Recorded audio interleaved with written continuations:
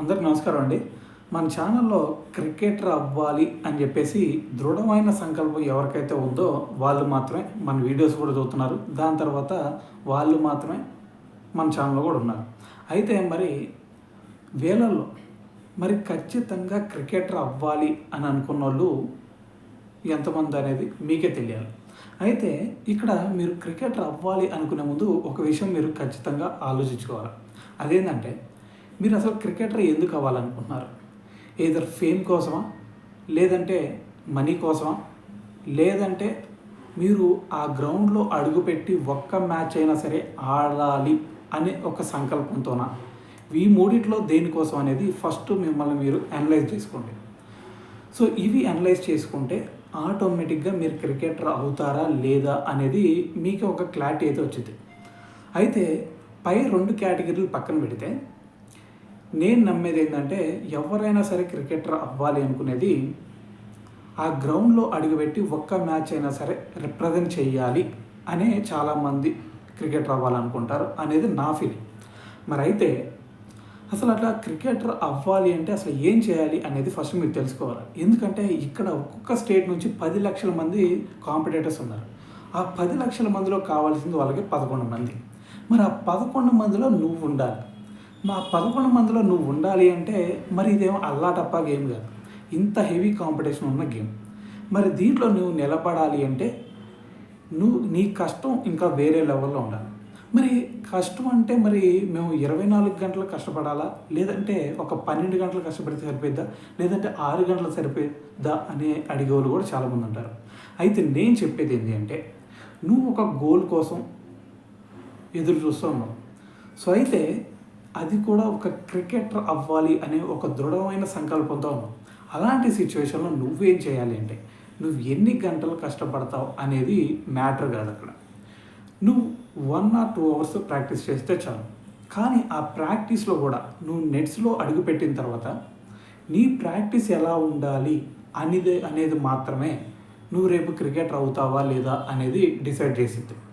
మరి గ్రౌండ్లోకి అడుగుపెట్టిన తర్వాత లేదంటే ఆ నెట్స్లోకి వెళ్ళిన తర్వాత నీ ప్రాక్టీస్ ఎలా ఉండాలి అనేది మనం మాట్లాడదాం. అయితే నువ్వు ప్రాక్టీస్ చేస్తూ ఉంటావు గ్రౌండ్లోకి, అంటే నెట్స్లోకి వెళ్తావు. నెట్స్లోకి వెళ్ళిన తర్వాత ఫస్ట్ ఒక బాల్ వేస్తావు, ఎలానో పడింది. సెకండ్ బాల్ మళ్ళీ వేస్తావు, ఎక్కడో పడింది. దాని తర్వాత నువ్వు రియలైజ్ అవ్వాలా? ఏమి రియలైజ్ అవ్వాలా? ఈ బాల్ నేను ఒక స్పాట్లో వేయాలనుకున్నాను, ఆ స్పాట్లో నా బాల్ పడాలా? ఈ బాల్ నేను ఇంత పేస్ట్ వేయాలనుకున్నాను, ఇంత పేస్ట్లో ఈ బాల్ పడాలా అనే నువ్వు బాల్కి నువ్వు ఎప్పుడైతే ఇంప్రూవ్ అవుతావో నువ్వు 1 అవర్ చేసినా చాలా, నువ్వు నెక్స్ట్ ఇయర్ కల్లా వేరే హై రేంజ్లో ఉంటావు. అలా కాకుండా 24 గంటలు నువ్వు ప్రాక్టీస్ చేస్తూనే ఉండి ఎక్కడో ఆలోచిస్తూ, లేదంటే నువ్వు ఒక టార్గెట్ లాంటిది ఏమి పెట్టకుండా నువ్వు ఒక గొర్రెలాగా ప్రాక్టీస్ చేస్తూ ఉన్నావు అంటే గుర్తుపెట్టుకో, ఇలాగ ఒక 10 సంవత్సరాలు నువ్వు ప్రాక్టీస్ చేసినా కూడా నువ్వు ఆ గ్రౌండ్లో అడుగు పెట్టే ఛాన్సు ఎప్పటికీ రాదు అనేది గుర్తుపెట్టుకో. సో అయితే మరి నువ్వు చేయాల్సింది ఈ రోజు నుంచి ఏం చేయాలంటే ప్రాక్టీస్ ఇంకా 15 రోజులు మాత్రమే నీకు టైం ఉంది ఐఎస్పిఎల్ ట్రయల్స్కి. సో నువ్వు చేయాల్సింది ఏంటి అంటే ఈ రోజు నుంచి నువ్వు ఏదో బౌలరా బ్యాట్స్మెనా ఏదో ఒకటి గుర్తుపెట్టుకో. ఒక బౌలర్కి అయితే నేను చెప్పేది ఏంటి అంటే నువ్వు ఈ రోజు నుంచి వేసే బాల్ ఒక స్పాట్ పెట్టుకో. నీ బౌలింగ్లో ఎటువంటి చేంజెస్ చేయొద్దు, ఎటువంటి వేరియేషన్స్ చేయొద్దు. ఇప్పటి వరకు ఏదైతే ప్రాక్టీస్ చేసావో అదే ప్రాక్టీస్ ఇప్పటి నుంచి కూడా ఉండాలి. కానీ ఈ రోజు నుంచి నీలో ఒక కసి మొదలవ్వాలి. ఎందుకంటే ఉంది 15 రోజులు మాత్రమే. 15 రోజుల్లో నువ్వు బాల్ వేస్తే వికెట్ తగిలితే గిరగిర పడాలి. అలా తిరిగే నువ్వు అలాగ తిప్పగలిగితేనే వికెట్స్ని నువ్వు రేపు ఐఎస్పిఎల్ సెలక్షన్లో సెలెక్ట్ అవుతావు. లేదంటావా ఇంకొక నెక్స్ట్ ఇయర్ కోసం మళ్ళీ నువ్వు వేచి చూడాల్సిందే. అలా కాదు, ఎట్టి పరిస్థితిలో నేను ఆ గ్రౌండ్లో అడుగు పెట్టాలి, వాంకడే స్టేడియంలో నేను అడుగు పెట్టాలి అని చెప్పేసి నువ్వు ఎప్పుడైతే అనుకుంటావో అప్పుడు మాత్రమే నువ్వు అచీవ్ చేయడానికి ఛాన్స్ ఉండేది. సో కాబట్టి ఆ వాంకేడి స్టేడియంలో నువ్వు అడుగు పెట్టాలి అంటే ఈ రోజు నుంచి నువ్వు వేసే బాల్ ఒక బుల్లెట్లా దూసుకుపోవాలి. సో మరి ఇదంతా నీ చేతిలోనే ఉంది. సో నువ్వు ఎన్ని గంటలు కష్టపడతావు అనేది మ్యాటర్ కాదు.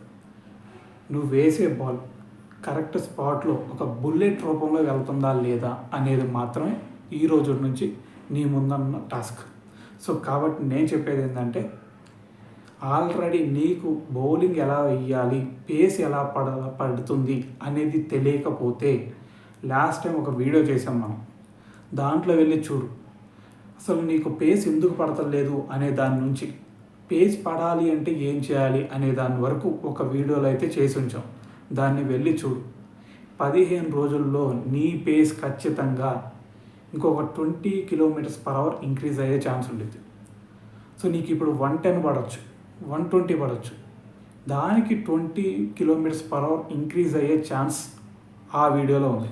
సో కాబట్టి ఈ రోజు నుంచి ఒకటే గుర్తుపెట్టుకో, నువ్వు బాల్ వేస్తే వికెట్ లెగ్సి 3 పల్టీలు కొట్టాలనేది మాత్రమే నువ్వు గుర్తుంచుకో.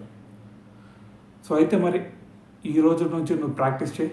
15 డేస్లో నీ తలరాతను నువ్వు మార్చుకో.